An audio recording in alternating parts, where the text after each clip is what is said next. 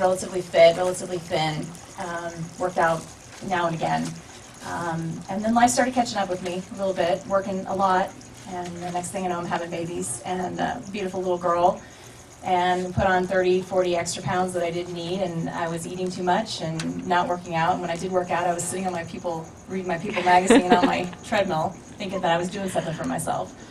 And then my husband came to me and said, hey, let's have another kid. And I said, okay, I just want to get in shape first. Let me just, give me a little time to get this under control.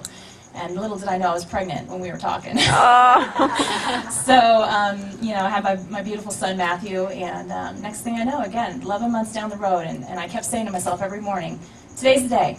I'm going to eat whatever I want tonight, and tomorrow it's on. I'm going to take care of myself, I'm going to work out, I'm going to do this thing. And 11 months later, after my son was born, we're sitting on a beach in Cabo, and we had a very adventurous relationship. We did everything. We wanted to go everywhere, and I didn't want to do anything. I didn't want to get in a bathing suit. I didn't want to go on a hike. I didn't want to, he wanted to go ride, jet skis and do all kinds of things, and I just wanted to sit in the hotel and sleep. Didn't have any energy, didn't have any desire to do anything. I just was really unhappy with me, and any arguments we had in our relationship, any unhappiness was all stemming from how I felt about myself. Because all in all, I had a great life, a great family, a great husband. So I told him right there in Cabo, I said, I'm calling Sweat, because we had a mutual friend that had been at Sweat. It was a huge success story, and he'd been trying to get me to go to Sweat for 2 years, and I just kept saying, nope, I can do this on my own. I don't need help. And I just decided that day, I do need someone to push me, I need some help. And so I picked up the phone from Cabo and called Gina. And the next big hurdle for me was just getting in the door and just admitting that I had a problem and I needed help and I needed to get on that scale. So I got in the door with Gina and I got on that scale. I'll never forget. It said 206.6 pounds, and I was mortified that I had let that happen to myself. And I kind of made a decision right there that I'm done. I'm done feeling like this. I'm done making all the excuses why I won't work out. I'm too busy with my kids. I'm too busy with my job, and I'm not happy. So I kind of made that decision right there, and I hit it right away. It was just immediately, that first week, it was like something clicked in my head. I needed this. This is what I needed in my life. And I'll never forget, I went to boot camp that very first Saturday, and I lost Christine, my best friend in the world, was with me, and I'd lost 6.6 pounds, and the scale read 200, and the competitive part of me was so pissed off that I hadn't gotten below 190, below that 200 mark. I was still sitting there at 200. But I was really happy that I'd lost 6.6 pounds, and each week it kept going down from there, and I started feeling like my old self again. I started feeling happy, and life was very blessed for me at that point. And so I started the weight loss challenge in early October. I've been at Sweat for 4 or 5 weeks, and I went on a business trip, and I came home on October 8th, got up the next morning on October 9th, went to Sweat at 5 a.m., kind of phoned in my workout a little bit because I was tired, wasn't sure I really wanted to be there a whole lot.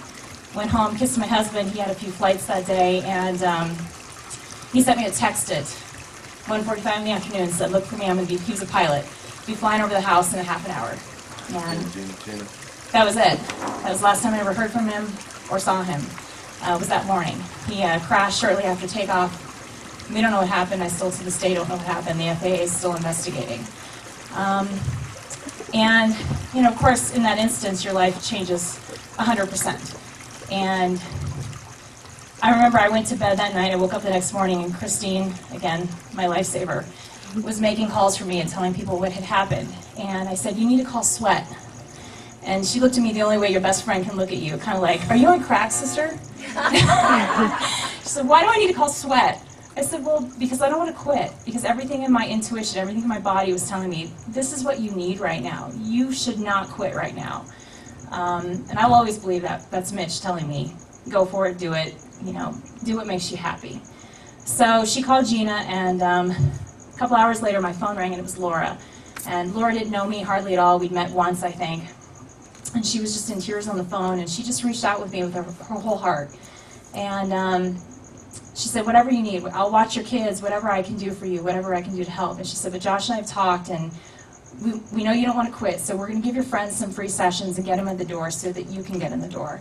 And I've never told Josh and Laura this, but that was huge for me. Because when you're a widow, or when you're anybody who loses someone close to you, everyone wants to run away from you. They don't know what to say. They don't mean anything by it. it's just, you're the white elephant in every room you walk into. So to have my friends with me, to walk me in the door and make me feel normal and make me laugh, which was a big thing in my marriage. My husband was the happiest guy in the world. So to be able to understand that I just needed people to make me laugh and make me feel normal was huge for me. So the next huge thing for me was just walking into Sweat and having Josh actually train me. He didn't treat me with kid gloves. Now, he didn't abuse me quite the way he abuses me now. But he did actually train me. He didn't just treat me like, I wasn't there to actually work. And he trained me for the first couple of months after Mitch died. And every day I became a little bit stronger, and I became more committed. And all the reasons in the past why I couldn't get to Sweat. I'm a mom, I'm too busy. It became, I'm a mom, I have to go to Sweat because my kids need me, and my kids need me to be strong and healthy and happy. And when I take care of me, I'm all those things for them. And I'm too busy at work. Became, how can I do a good job at work if I don't do this? So all those little obstacles in my life that before were excuses and crutches for me became the opposite. And I started finding so much joy in my workouts and so much peace in my workouts. And it was the one place I could go where I really felt normal. People didn't necessarily shy away from me anymore. They were used to seeing me, and it wasn't a problem. So I committed to it 100%, and we ran a half marathon about 4 months after my husband died, and then we ran a full in June, all again thanks to Sweat and the training that they helped me with. And then something else clicked in my head, and I've had enough people reach out to me and say, you've motivated me, you've inspired me. I just decided, life is short, and I don't enjoy what I do. I had an executive position where I travel all over the country, always away from my kids, and my kids need me. They need to be home. They need to be happy. So I decided, hey, I think I want to do this. I think I want to train other people and see if I can get them to understand the mental blocks that they have in their head and how to push through it. So one of my goals is I want to show everyone, when you come into Sweat or when you do anything in your life, don't phone it in. Come in and give it your all, because the only one holding you back is you. And don't phone in the diet, because that's the thing I've learned in this Tony Challenge. Even when I did the marathon, I wasn't nearly as lean as I am just doing the diet. I mean, I really thought I could just do this by exercise alone, and I could still eat all the pizza I wanted. It's not necessarily the case. So I've learned a lot throughout the last year, and I found a lot of happiness and a lot of peace. And it's not just in your workouts, and in everything in your life. My advice is to just live in the moment, enjoy, don't have petty arguments with your spouse, because when the end of the day comes, you're not going to remember any of it, and it's not going to matter. Just be happy and work as hard as you can, because that's what matters at the end of the day. Awesome.